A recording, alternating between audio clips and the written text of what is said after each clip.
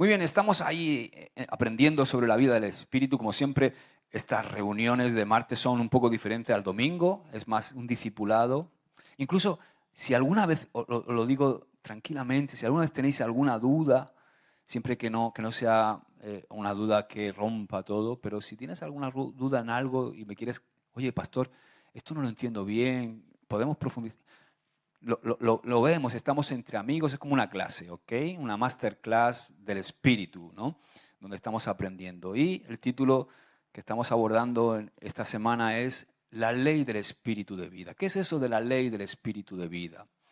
Y bueno, vamos a comenzar, vamos a estar estudiando, para mí, dos capítulos que son los capítulos quizá.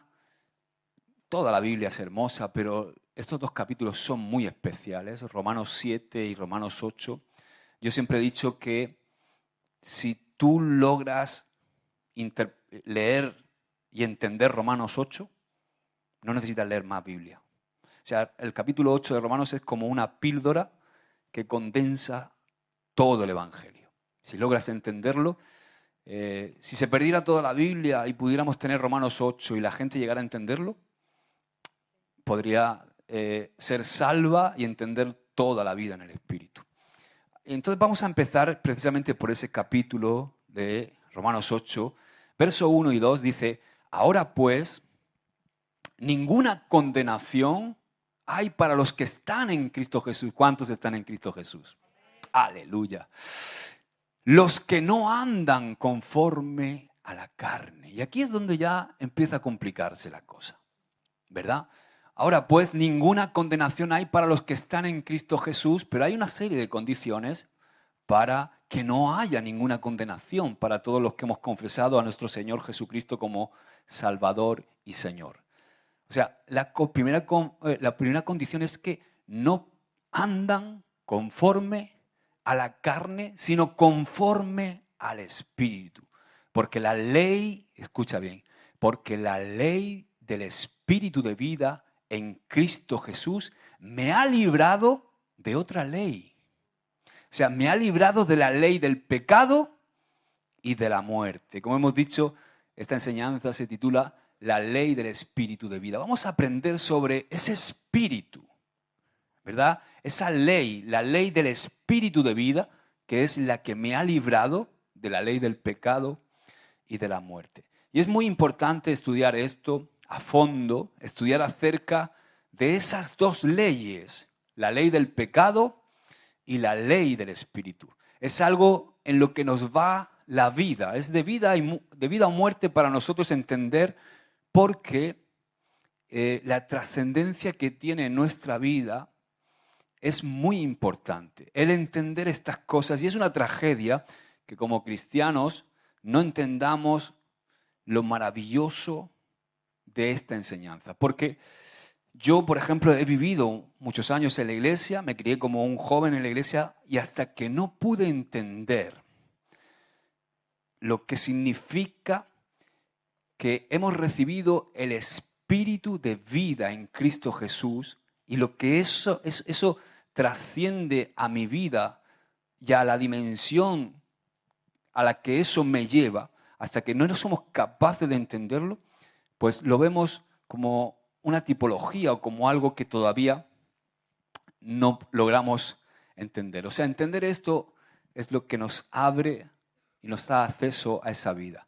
Así que yo tengo que decir, la verdad con tristeza, que muchas veces la iglesia no ha entendido el alcance y lo importantísimo que es conocer lo que es la vida en el Espíritu.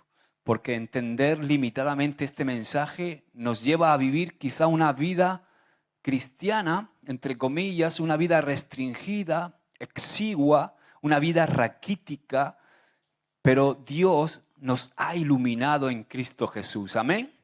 Y aquellas cosas que dice 2 Corintios 2:9, que ojo no vio, que oído no oyó, que no han llegado a nuestra imaginación, son las que el Espíritu Santo nos ha revelado a todos nosotros. ¿Cuántos dan gracias a Dios por el Espíritu Santo que nos revela el potencial de esa vida que Cristo logró en la cruz del Calvario, muriendo y resucitando al tercer día para nosotros? Él nos volvió al diseño original, a esa vida espiritual. Entonces, el hombre espiritual, la mujer espiritual, todo lo ve y todo lo discierne en el espíritu. Y nosotros somos hombres y mujeres espirituales, amén. Y en esa dimensión es donde tenemos también que vivir para poder discernir. Hay una frase que siempre me ha gustado del pastor Héctor Rocha, uno de los pastores pues, que son pues, todo un referente para nosotros, ¿no? Pastor Héctor Rocha, me encanta su comunicación y su predicación porque siempre te hace pensar. No es una predicación que te deja indiferente, sino que siempre te mete en un pensamiento, en meditar, ¿no? Y él dice que para los hombres y las mujeres que viven en el Espíritu, nada les pilla de sorpresa. Amén. Muchas veces vivimos que parece que la vida nos sorprende continuamente o que la vida un poco que nos atropella, ¿no? Porque estamos muy desconectados de Dios, de la realidad que vivimos. Incluso a veces estamos desconectados de la sociedad, le perdemos el pulso a todo porque no estamos conectados a Dios. Y cuando estamos conectados a Dios somos sensibles. Cuando estamos conectados a Dios nos convertimos en una bendición. ¿Por qué? Porque cuando permanecemos conectados con Dios, permanecemos conectados con la fuente de sabiduría, con la fuente de discernimiento, también con su propósito, con su voluntad. Entonces somos eficaces. Entendemos lo que digo, ¿verdad? Dile al que tienes al lado, para ser eficaz, tengo que estar en el Espíritu. Amén. Así que recibir esta verdad de Dios como algo a veces, como lo hace la religiosidad, ¿no? Como algo ajeno a nosotros, que es lo que me pasaba a mí por años. Yo oía hablar del nuevo nacimiento, de la vida nueva, de la vida del Espíritu. Y para mí era como si fuera algo, como una institución, como si fuera algo simbólico, como puede ser la Santa Cena o algo de eso, ¿no? Pero algo que no entendía. Y eso nos hace ver la vida del Espíritu quizá como un tipo, como una figura. Algo que no es, porque la vida del Espíritu es la realidad de las cosas. ¿Entienden lo que digo, verdad? En muchas ocasiones vemos la vida en el Espíritu, o a mí me ha pasado, lo he visto como una sombra y no como la imagen misma de las cosas, como el cumplimiento de las cosas, como la vida auténtica y verdadera, que es la vida que Dios vino a traer. Jesús dijo, yo soy el camino, la verdad y la vida. Esa vida es la vida del Espíritu, esa vida que perdimos cuando Adán y Eva pecaron y murieron. Porque, ¿os acordáis que Adán y Eva no murieron físicamente? ¿A qué no? Siguieron viviendo. No murieron de esa manera, murieron espiritualmente. Entonces, cuando nosotros no conocemos esa vida, sucede que quizás percibimos la vida nueva que Dios nos ha dado como una ilustración, como una tipología. Entonces, cuando decimos, por ejemplo, he nacido de nuevo, pero lo decimos pensando que es una forma de decir que ya no vivimos como vivíamos antes, o que es un cambio de mi manera de actuar, o que es un cambio de mi manera de hacer las cosas. No, es un cambio mucho más profundo, es un cambio de ser. Entonces, ese ser ya no actúa como actuaba el antiguo. Ya no es una reforma de tu viejo hombre natural, sino que es la vida de Cristo en nosotros. ¿Amén? Entonces, todo esto son cosas que ya hemos aprendido y que Dios nos ha enseñado a través de la palabra, que el hombre nuevo no es una mejora de la vida pasada, ni tampoco es el viejo hombre del que habla Pablo reformado. No, ese viejo hombre, Jesús muriendo con cuerpo humano, lo clavó en la cruz del Calvario. Nuestra vieja naturaleza fue clavada en la cruz y resucitando al tercer día, resucitó la vida nueva que Dios tiene para nosotros a través de su Espíritu Santo. Amén. Entendemos todo, ¿verdad? Entonces, el hombre nuevo es tal como lo dice la Biblia, un hombre nuevo, creado según Dios, como dice la palabra, en justicia y santidad de la verdad. El hombre nuevo lleva la imagen del que lo creó, también dice la Biblia, y la Biblia es muy enfática describiendo esa nueva naturaleza que Dios pone en nosotros. También dice la palabra que somos participantes. Pedro dice que somos participantes de la naturaleza divina. ¿Te puedes creer eso? O sea, tú y yo, simples mortales, gracias al sacrificio de Jesús, su muerte y su resurrección, Él nos ha dado acceso a ser participantes de la naturaleza divina. También dice que Pablo dice que somos renacidos, no, es Juan, que somos renacidos no de simiente corruptible, sino de incorruptible por la palabra. ¿Por qué? Por la palabra de Dios que vive y permanece para siempre. Según Pablo, el hombre espiritual es aquel que ha nacido de nuevo, lo hemos leído ahí en Romanos. El hombre espiritual es aquel que ha nacido de nuevo, pero no solamente es aquel que ha nacido de nuevo, sino aquel que anda en el Espíritu. Ese es el hombre espiritual. ¿Qué pasa? Que también hay un hombre carnal. Y el hombre carnal, contrario a lo que mucha gente piensa, el hombre carnal también ha nacido de nuevo, pero anda en la carne. O sea, Pablo, ahí en Corintios, nos hace mención de 3 tipos de hombre, que son los 3 tipos de hombre que hay. Está el hombre natural. El hombre natural es el de la mente, el súgico, dice en griego. El hombre natural es aquel que no ha nacido de nuevo, no conoce a Dios, vive por sus sentidos, por sus emociones, dominado por sus emociones. Así éramos nosotros antes de conocer a Dios. Luego está el hombre sárquicos, que es el que él denomina carnal, que es el cristiano que ha nacido de nuevo, pero que no vive la vida del Espíritu, sino que vive como si fuera un natural, dominado por sus apetitos, dominado por su carne. Hay un montón de cristianos, mira al de al lado. No mires al de al lado. Pero en la iglesia hay un montón de carnales. De hecho, a todos nos asoma la patita de vez en cuando, ¿a que sí? Nuestra carne sigue estando ahí. Entonces, el carnal, muchas veces, cuidado, porque en la iglesia hemos cometido el error de que esos hermanos que están siempre luchando con el pecado, que ves que su carácter no cambia, que siguen siendo orgullosos, que siguen siendo altivos, que siguen teniendo... y muchas veces los mandamos al infierno, ¿verdad? Pero son cristianos. Tenemos que amarlos y tenemos que ser un ejemplo para ellos, para llevarlos a ese crecimiento y a esa madurez, porque Pablo dice que son niños, son como niños. Teniendo que estar tomando ya vianda, aún siguen con necesidad de leche, dice. Esos son los carnales. Entonces, hay otro tercer hombre que es el neumáticos. En griego, neumáticos, del que habla Pablo en Corintios, que es el hombre espiritual. Que es este que estoy diciendo. El hombre, dale para atrás es el hombre espiritual, es aquel que, además de haber nacido de nuevo, anda en el Espíritu. Porque se puede haber nacido de nuevo y andar en la carne. Y ahora es donde vamos a entrar a ver esa gran lucha que hay entre nuestra vieja naturaleza, la carne, nuestro hombre carnal, y la nueva naturaleza, nuestro hombre espiritual. Tú y yo hemos nacido de nuevo. Espero. ¿Cuántos creen que han nacido de nuevo? Amén. Y mi deseo como vuestro pastor es que yo y vosotros, o vosotros y yo, mejor dicho, andemos en el Espíritu. Amén. Porque así vamos a convertirnos en una bendición. El hombre carnal es aquel que, como he dicho, ha nacido de nuevo, pero anda en la carne. ¿Por qué?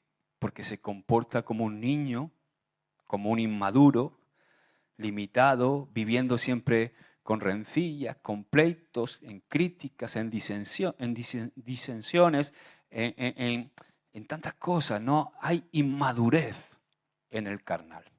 Ahora, nosotros, en el hombre interior, ese hombre que el Espíritu ha puesto dentro de nosotros, ese hombre que es el nuevo hombre, en ese nuevo hombre hay una madurez. Y es bueno que entendamos un principio que se expone en estos 2 capítulos de Romanos, el capítulo 7 y 8. Y para entender mejor vamos a leer desde el capítulo 7, versículo 15 en adelante, que nos va a servir de contexto para el capítulo 8 de Romanos. Dice Romanos 7, 15 al 21. Vamos a leer del 15 al 21 y luego del 23 al 25. Fijaos, porque entender esto, muchas veces hablando con jóvenes, me dicen, pastor, yo he entregado mi vida al Señor, he sentido su Espíritu, he sentido la llenura de su Espíritu Santo, sé que Dios es real, sé que yo tengo que seguirle, pero no entiendo, no comprendo porque tengo una lucha y yo creía que llegar al Señor, esto era algo que ¡pum!, de repente ya somos santos, ya de repente el Señor nos da una fuerza que nos la da.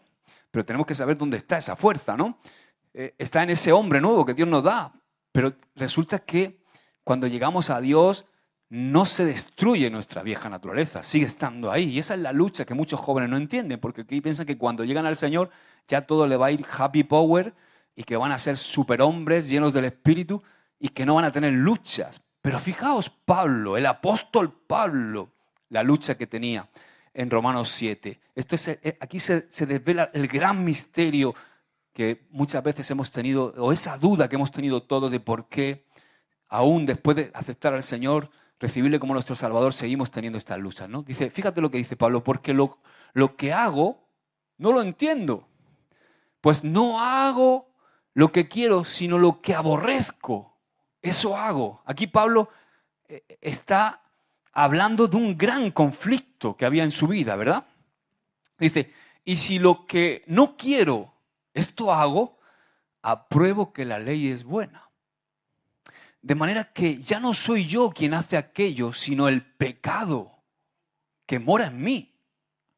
Dice, yo sé que a mí, esto es, a mi carne, está hablando de la naturaleza del viejo hombre, está hablando de la naturaleza adánica. Dice, a mi carne, ¿dónde estoy? Eso, a mi carne no mora el bien, porque el querer el bien está en mí, pero no el hacerlo. Porque no hago el bien que quiero, sino el mal que no quiero, eso hago. Y si hago lo que no quiero, ya no lo hago yo, sino el pecado que mora en mí. Parece un trabalenguas, ¿verdad? Pero Pablo yo creo que Pablo arma este trabalenguas escribiendo porque él mismo quería entender o quería dar a entender esa lucha que él mismo tenía dentro de sí entre esas dos naturalezas que luchan dentro de nosotros. Y sigue diciendo en el verso 23, así que queriendo yo hacer el bien, hallo esta, ¿qué? Ley, di conmigo, ley, que el mal está en mí, es decir, el pecado es una ley. Subraya esto bien en tu Biblia y subraya esto bien en tu mente. El pecado es una ley. Dice el verso 23, pero veo otra ley en mis miembros. Y la palabra otra en griego es heteros, que significa algo diferente en carácter, es decir, que lo está contrastando. Dice que veo otra ley que se revela contra la ley de mi mente y que me lleva cautivo a la ley del pecado que está en mis miembros. Y Pablo da un grito, ¿no?, por el mismo conflicto que había en él entre el bien y el mal, da un grito y dice, miserable de mí, entre exclamación, ¿quién me librará de este cuerpo de muerte? Y entonces dice, gracias doy a Dios por Jesucristo, Señor nuestro, así que yo mismo con la mente sirvo a la ley de Dios, mas con la carne a la ley del pecado. O sea que Pablo tenía esta lucha. Y él en un momento da gracias a Dios porque Jesucristo logró librarnos del cuerpo de muerte y termina reconociendo al pecado como una ley en nosotros. O sea, una ley es algo que nos obliga. Una ley es algo que nos es impuesto. O sea, es algo que se impone. Pero ya Cristo, lo que está diciendo Pablo es que ya Cristo venció esa ley grabando en nuestra mente la ley de Dios por el Espíritu Santo que mora en nosotros. Entonces, tomando en cuenta que la Biblia, porque hay que entender que la Biblia no fue escrita como la tenemos ahora. Ahora la tenemos por capítulos, por versículos, eso fue posterior, ¿no? Para poder encontrar los textos. Pero la Biblia no fue escrita así. La Biblia no fue escrita en capítulos y versículos como la tenemos ahora, sino que estas divisiones fueron hechas después. Entonces, el capítulo 8 continúa tratando acerca de ese conflicto expuesto por Pablo unos versículos antes. Mira cómo sigue. Romanos 8, del 1 al 4, dice, hemos leído del 1 al 2, vamos a leer del 1 al 4 ahora. Ahora pues ninguna condenación hay. O sea, él termina después de ese conflicto, gracias a Dios por Jesucristo, miserable de mí, pero gracias a Dios por Jesucristo. Y sigue diciendo, ahora pues, ninguna condenación. Después de decir toda esa lucha, dice, es como que reacciona y dice, ninguna condenación hay para los que están en Cristo Jesús, los que no andan conforme a la carne, sino conforme al Espíritu. Porque la ley del Espíritu de vida en Cristo Jesús me ha liberado de la ley del pecado y de la muerte, porque lo que era imposible para la ley, por cuanto era débil por la carne, Dios enviando a su Hijo en semejanza de carne de pecado, y a causa del pecado, condenó al pecado en la carne para que la justicia de la ley se cumpliese en nosotros que no andamos conforme a la carne, sino conforme al Espíritu. ¡Wow! Dale un aplauso al Señor. Amén. Amén. O sea, aquí podemos ver la gran lucha. O sea, he puesto ahí una foto que quiero que la veas de un ring, ¿no? Y quiero que entiendas que ese ring es tu alma. Es tu alma es la torre de control de tu vida, es donde tú tomas las decisiones, es donde tú almacenas los pensamientos. Tu alma es la que rige lo que tú haces. Entonces, en nuestra alma hay una lucha, esa es la lucha que define Pablo. Y esa lucha se libra en nuestra mente, ¿no? En nuestra alma. Y ahí podemos ver la gran lucha, la batalla que había en la mente de Pablo entre la ley del espíritu de vida y la ley del pecado. Y esto llegó a tal extremo en la vida de Pablo que llega a gritar diciendo, miserable de mí. Porque su hombre espiritual quería hacer el bien y se deleitaba en hacer la voluntad de Dios, pero encontraba una ley en su cuerpo que lo llevaba cautivo al pecado. ¿Te ha pasado? ¿O solo me pasa a mí esto? ¿Qué le pasa a Pablo? Es decir, Pablo no quería pecar, pero esa ley lo arrastraba, dando como resultado que con la mente servía al espíritu y con la carne servía al pecado.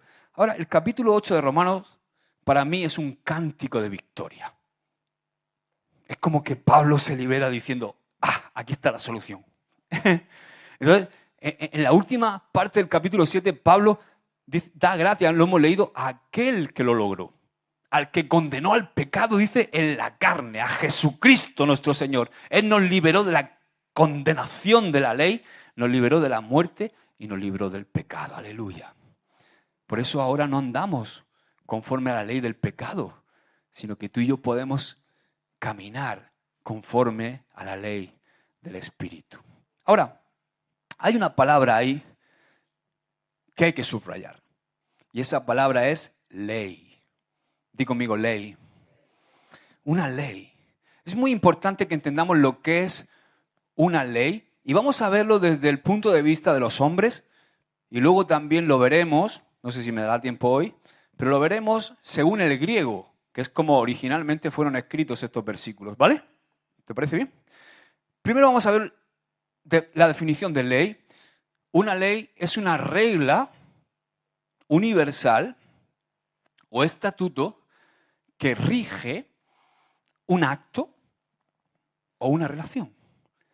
Es una ley, o sea, una ley es una regla universal o estatuto que rige un acto o relación. Espiritualmente hablando, en Romanos 7:23, cuando habla de la ley del pecado, se refiere a una fuerza o influencia que nos conduce a una acción. O sea, la ley del pecado es una fuerza o una influencia que nos conduce a una acción. ¿Verdad? Vosotros sabéis que primero se transgrede en nuestra alma y luego se peca, llevando a cabo la acción que has tomado, la decisión que has tomado en tu alma. Entonces, cuando pensemos en una ley, tenemos que pensar, bueno, vamos a pensar, por ejemplo, en una ley muy conocida. ¿Cuántos conocéis la ley de la gravedad? O la fuerza de la gravedad, ¿verdad? ¿Conocéis la ley de la gravedad? Esta ley de la gravedad describe la fuerza en virtud de la cual los cuerpos tienden a dirigirse al centro de la Tierra. Entendemos todo esto, todo es de perogrullo, todos hemos hecho primaria, ¿no? Entonces, si yo lanzo cualquier cosa hacia arriba, inmediatamente, ¿qué va a pasar? Que desciende. Si no hay algo que lo detenga, va a caer al suelo, ¿no? Porque los cuerpos tienden a ir por sí solos al centro de la tierra por una ley que es una ley de la naturaleza, una ley natural. Entonces, la Biblia nos habla que en la creación Dios estableció leyes. ¿Está conmigo, verdad? Cuando todo, ahí lo vemos en Génesis 1, cuando todo estaba en anarquía, cuando dice la palabra que todo era un caos, dijo Dios, sea la luz. Y con su palabra, la luz fue. Amén. Después comenzó, dice que a separar, y separó las aguas, e hizo la expansión, los cielos, los mares. Luego separó lo seco, llamó a lo seco tierra, al agua llamó mares, y a la expansión dice que llamó cielos. Y Dios dio mandamiento con su boca, porque dice la Escritura, y dijo Dios. ¿Con qué dio mandamiento? Con su boca. Génesis dice, en Génesis 1, 14 y 16, dijo luego Dios, haya lumbreras en la expansión de los cielos para separar el día de la noche y sirvan de señales para las estaciones, para días y años, y sean por lumbreras en la expansión de los cielos para alumbrar sobre la tierra. Y así fue. E hizo Dios las dos grandes lumbreras, la lumbrera mayor para que señorease en el día y la lumbrera menor para que señorease en la noche. Hizo también las estrellas. O sea, es decir, a la lumbrera mayor, que todos sabéis que es el sol, le dio con su boca el mandamiento de alumbrar sobre la tierra, de brillar en el día y de servir de señal para las estaciones, los días y los años. Esas leyes que Dios estableció nunca se alteran, no se han alterado. ¿Ha dejado de brillar el sol algún día? ¿Ha dejado de haber otoño, verano, invierno? ¿Ha dejado de salir el sol algún día de tu vida?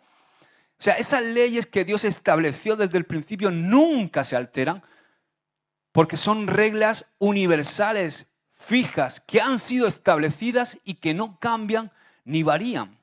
Estamos rodeados, hermanos, por leyes que no se alteran, que no se modifican en nuestro día a día. Por ejemplo, esto es algo que a mí siempre me llama mucho la atención. Dios, como sabéis, en el Salmo 104, del 5 al 9, Dios le puso límite al mar.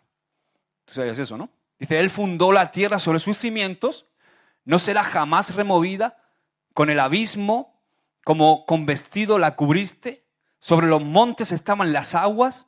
¿Sobre qué?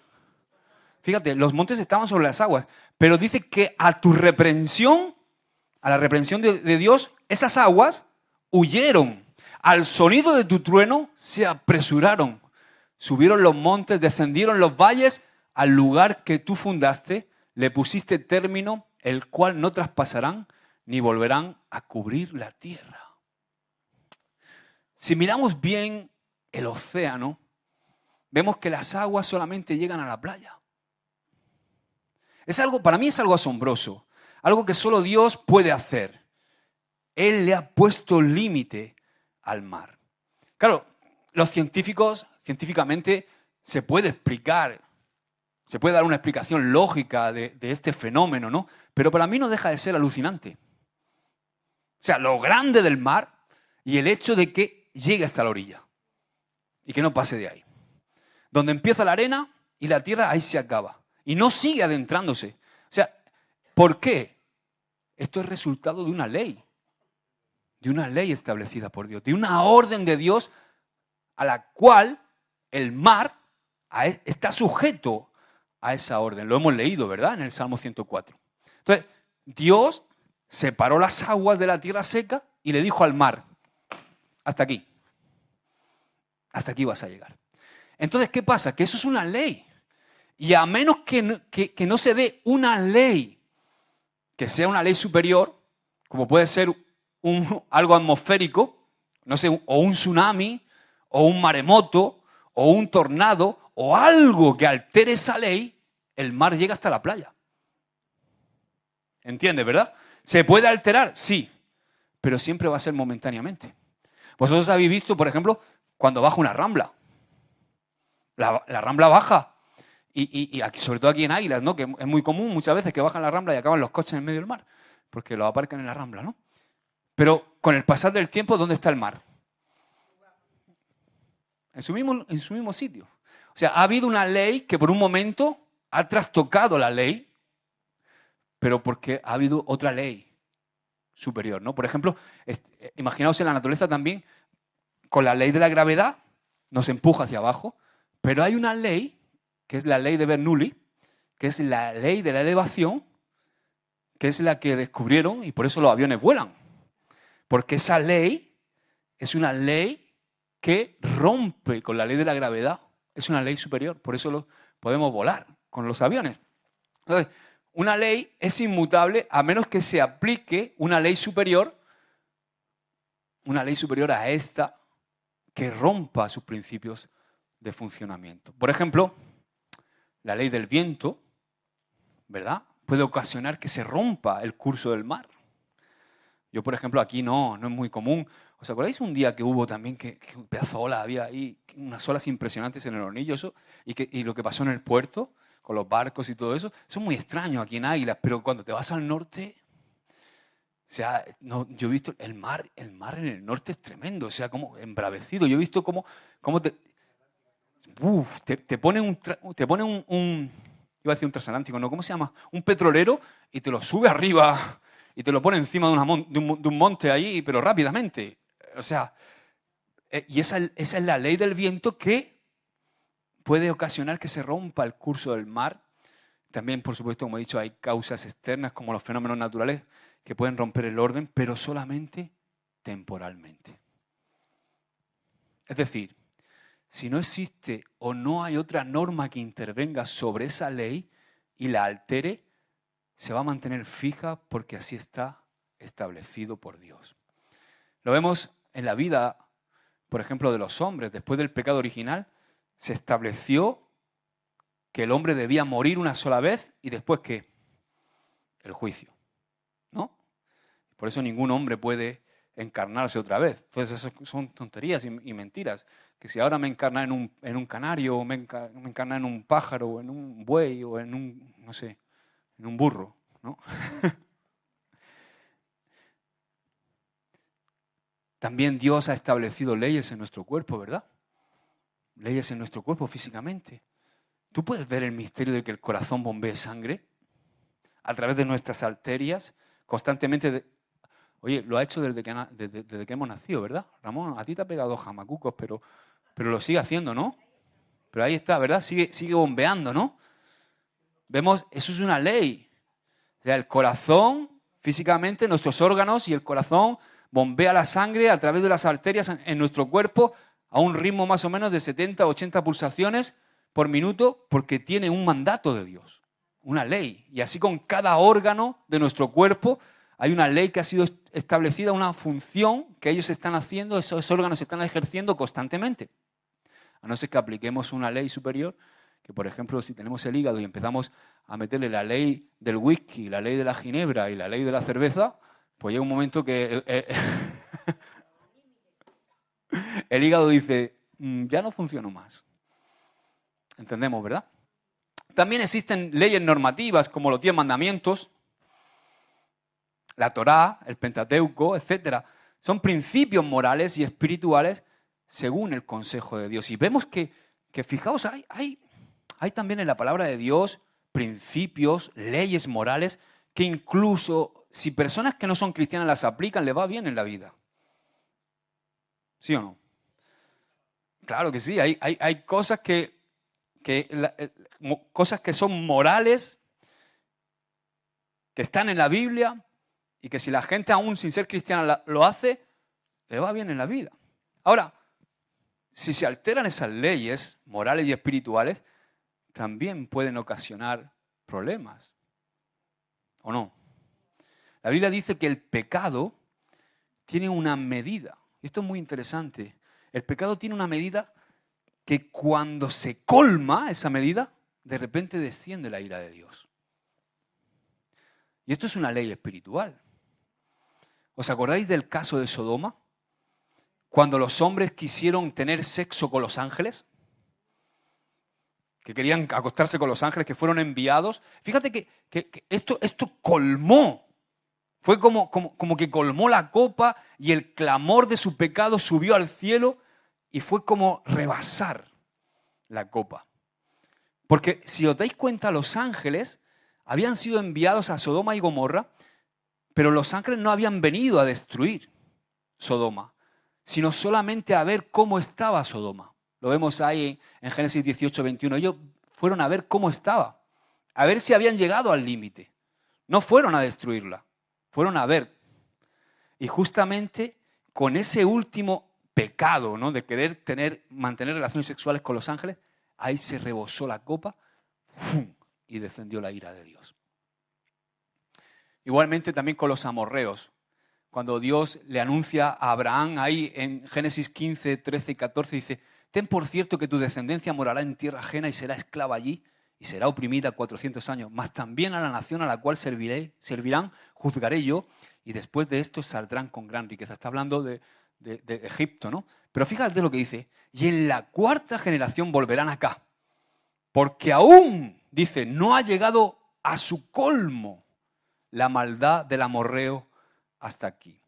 Y en el Nuevo Testamento también nos habla de que el pecado tiene su medida, que cuando se colma, la ira de Dios desciende. Dice 1 Tesalonicenses 2:16, un versículo que siempre, yo que recuerdo cuando leía más joven, digo, madre mía, esto no sé, ¿por qué esto, no? Dice, impidiéndonos, o sea, está hablando Pablo de que había sido impedido de hablarle a los gentiles para que estos se salven. Parece una contradicción, ¿verdad? Que Dios te impida que tú le hables a los gentiles para que se salven.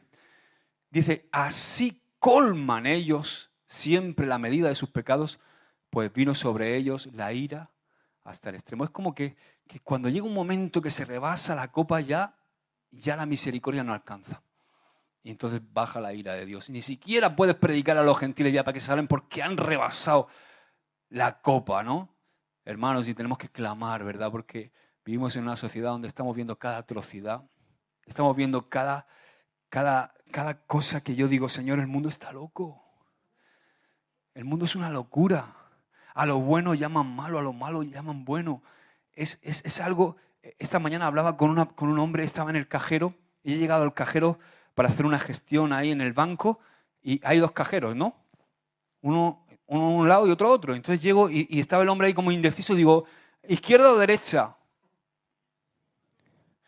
Y digo yo, izquierda. Dice, ¿qué eres de izquierda? Digo, no soy de izquierda. Lo que pasa es que el de la derecha el otro día se me atrancó. Pero no soy de izquierda. Dice, hijo, yo tampoco soy de izquierda, porque yo no sé esta locura que hay ahora mismo, que no tengo un nieto, que es mi nieto de toda la vida y tiene 14 años, y ahora dice que es una cría. Mi nieto que es una cría. Digo, hijo, apañaba. Es una locura. Me pongo a ver el otro día la televisión con mi mujer. 5 minutos después de comer nos sentamos en el sofá y se me ocurre poner, lo voy a decir, la sexta. No ponga la sexta. Es una secta. Una secta, pero del mal, del mismo infierno. Entonces sale el programa este de la gafa, el flipado este de la gafa. ¿Cómo se llama? No me acuerdo cómo se llama. Bueno, como se llame. Y entonces entrevistan a un hombre. Estaban diciendo, había una polémica por la celebración del Día del Padre. O sea, todo esto, los feminazis, todas estas ideologías de estas de extrema izquierda que hay, que dicen que no hay que celebrar el Día del Padre, que hay que celebrar el Día de la Familia y que la familia es multicultural. Entonces, claro, entrevistan a un hombre que es alguien importante a nivel también pues, de la iglesia y todo eso, y lo ridiculizaron. O sea, parece que estaba diciendo que el hombre estaba defendiendo el modelo de familia, como Dios lo instituyó, y que por qué no vamos a celebrar el Día del Padre y de la Madre, y también el Día de la Familia, pero ¿por qué tenemos que dejar de celebrar el Día del Padre? Bueno, pues ahí todos los contertulios lo trataron como si fuera alguien del siglo pasado, retrógrado, como buscando eso que llaman ellos, ¿cómo se lo llaman? Progresismo, que no es progresismo, es una involución del ser humano, es hacerte más burro cada día, ¿no? Más tonto. Pues sí, eso es lo que hay. Vamos para atrás, en vez de para adelante. Y eso es algo que yo digo, wow, Señor, ¿hasta dónde va a llegar la gota? Que colme.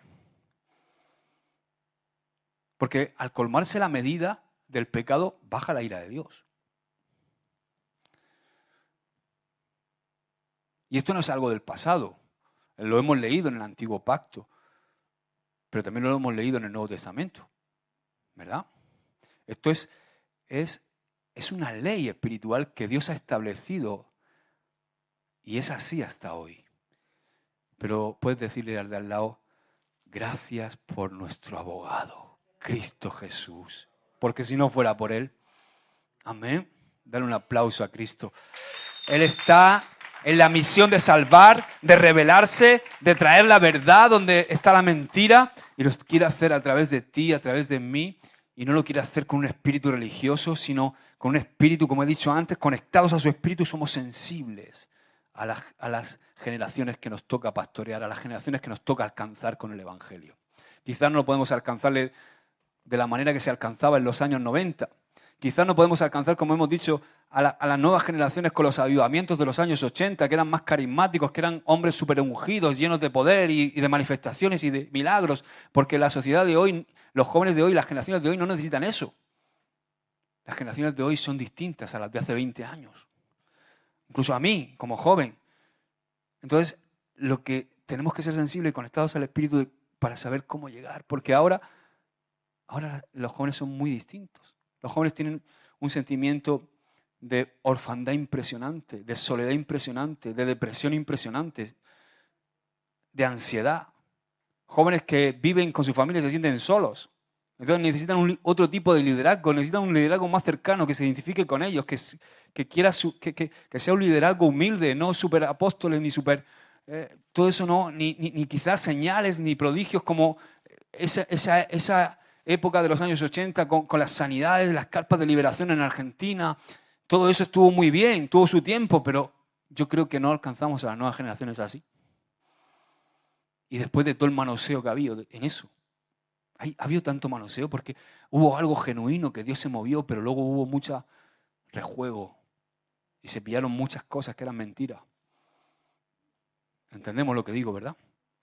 Entonces tenemos que buscar siempre para cada generación estar conectados a Dios para poder influir, para poder ser sal, luz, para poder ser levadura en medio de esta masa que se ha convertido la sociedad en la que vivimos. Fijaos que la gloria de Dios llegó al mundo justamente cuando vino el cumplimiento del tiempo. Mira lo que dice Gálatas 4:4. Dice, pero cuando vino el cumplimiento del tiempo, Dios envió a su Hijo nacido de mujer y nacido bajo la ley. O sea, en su tiempo Dios envió a su Hijo y cuando llegó el momento de la cruz, justo cuando la maldad iba a colmar la copa, Cristo intervino a tiempo y destruyó la ley del pecado y la ley de la muerte y nos salvó de la ira venidera porque toda esa ira cayó sobre Él. O sea, que la copa se rebosó. Lo que pasa es que hubo uno que estuvo dispuesto a tomar nuestros pecados, a morir por nosotros y beberse esa copa. ¡Aleluya! Y yo sé que Cristo Jesús va a volver a por su iglesia y a por sus redimidos antes de que esa copa se vuelva a colmar. ¡Aleluya! Amén. Ahora, también están las leyes de la soberanía de Dios. ¿Cuántos sabéis que Dios es soberano? Cuando Dios da un mandamiento no se retracta, porque en Él, como dice la Biblia, no hay sombra de variedad. Él es inmutable. O sea, Efesios 1:1 dice que Dios hace todas las cosas de acuerdo al designio de su voluntad. Por lo tanto, la voluntad de Dios está establecida como una ley. La voluntad de Dios está establecida como una ley. Cuando llega el tiempo, se cumple.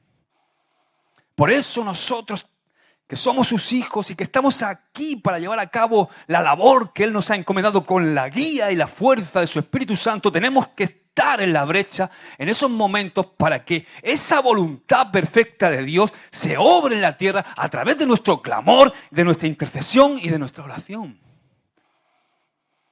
Porque Dios lo ha hecho todo, Jesús lo cumplió todo.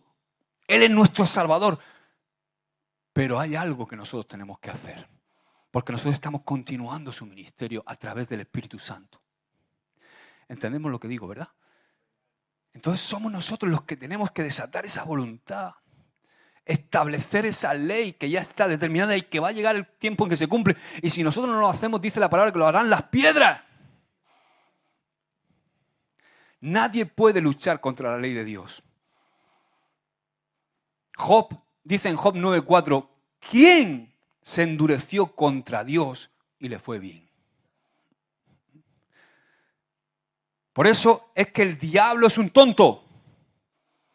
¿Por qué? Porque el diablo se levantó contra Dios. Y dice la palabra que no hay quien de su mano libre. ¿Cuál es el fin del diablo, según la Biblia? ¿El lago de qué? El lago de fuego. Y ¿sabes? De ahí no hay quien lo salve. Y puede hacer lo que haga y no va a alterar ese decreto que fue dado por la boca de Dios, porque su destino es el fuego eterno, el lago de fuego. Por eso el diablo está preocupado. Y por eso ha descendido a la tierra con esa ira. Y sabe perfectamente que le queda poco tiempo. En cambio, hermano, mira que tienes al lado, tú y yo estamos seguros. ¿Sabes por qué estamos seguros? Porque la boca de Dios ha hablado. Y hay un mandamiento del Padre que se ha hecho verdad a través del Hijo y que se nos imputa a través del Espíritu Santo. Hay un mandamiento que dice, sé salvo, sé salvo, sé salvo. Confiesa al Señor Jesús como tu Salvador y serás salvo. Hay un mandamiento de Dios para salvarnos. Se dio un decreto, se dio una ley que no puede ser abrogada. Aleluya. Dice la Biblia que las leyes de los medos son leyes, por ejemplo, lo vemos con Daniel, ¿no? El rey quería retractarse porque lo iban a echar a los leones. Pero la ley de los medos y de los persas eran leyes que eran irrevocables. Ni siquiera el rey, queriendo salvar a Daniel, podía abrogar esa ley. Tenía que cumplirse. Pero hay una ley que es mucho más irrevocable que cualquier ley de los hombres y es la ley de la soberanía de Dios, aleluya, y de su voluntad. La ley de la voluntad de Dios nadie la puede alterar, ni el diablo, ni nuestros esfuerzos, ni nada. Amén. Mientras prevalezca el cielo y la tierra, las leyes de Dios están fijas, están estables y no van a variar. Ahora, yendo de lo conocido a lo desconocido, si continuamos estudiando, vamos a ver ahora, para terminar, la ley del pecado. La Biblia lo llama el misterio de la iniquidad. O sea, el pecado es un misterio. ¿Por qué es un misterio? Porque este mal comenzó en la presencia de Dios, donde todo era santidad, donde todo era puro. Eso es algo que algún día entenderemos, quizá en la eternidad, pero resulta que, ¿cómo puede ser que en un mundo perfecto, en un universo perfecto, donde todos los seres adoraban a Dios, donde Dios era el centro y adorado, de repente surgió el pecado? Es un misterio que nadie puede explicar, pero la Biblia sí que nos revela muchas cosas acerca de este mal.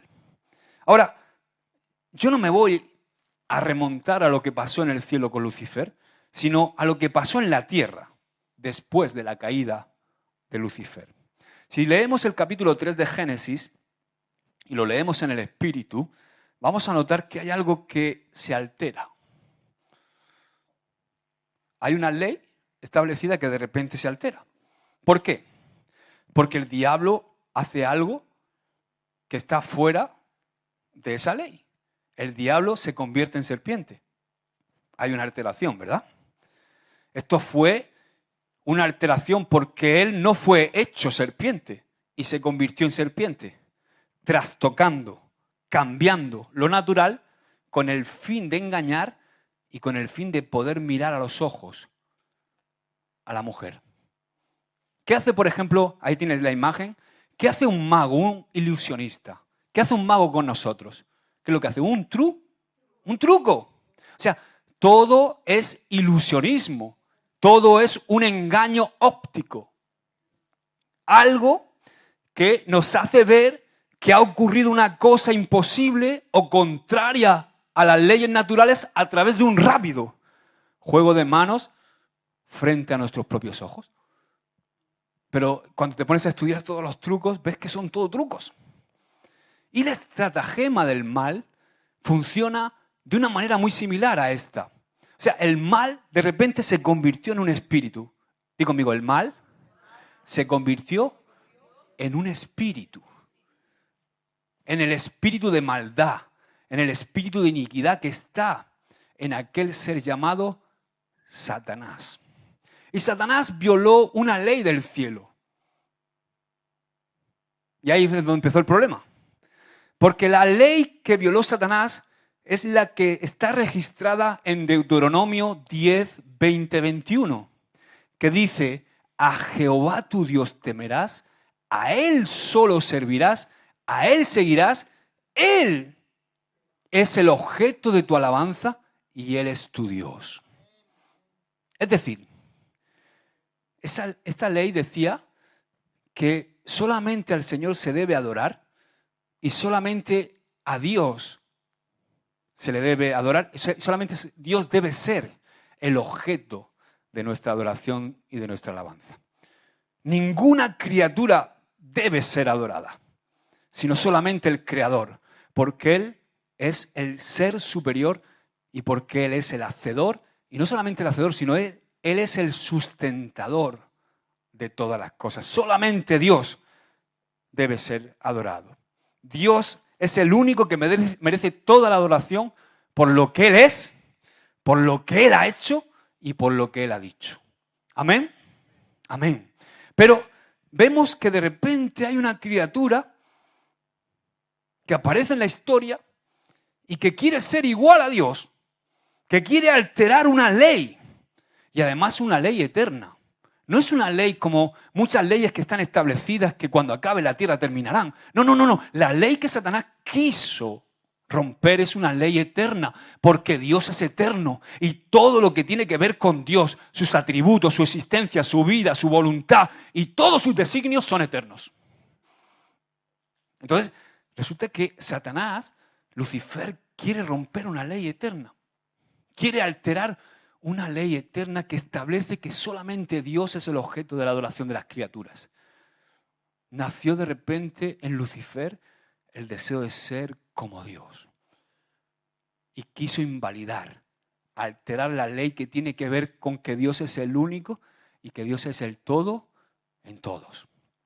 Entonces ahí se anidó en el corazón de Lucifer la iniquidad. Y claro, escucha bien esto, proporcionalmente al tipo o clase de ley que Lucifer quería alterar, así mismo fue la alteración que hubo en su carácter y en su vida. Y pasó de ser el ángel más precioso y más perfecto a ser una abominación. ¿Comprendes, verdad? Si Lucifer hubiera violado una ley más simple, pues quizá su transformación o su castigo hubiera sido más simple. Pero escucha bien esto, dependiendo de la magnitud de la ley, es la consecuencia de la alteración. ¿Lo entiendes? Por ejemplo, la alteración de la ley de la respiración, si alteramos la ley que nos permite respirar, puede ser más fatal que si alteramos la ley de suministrar agua, ¿no? O sea, si hago así, más rápido, ¿no? O sea, el principio es este, escucha. De acuerdo a la ley que se altera, así es el mal que se produce.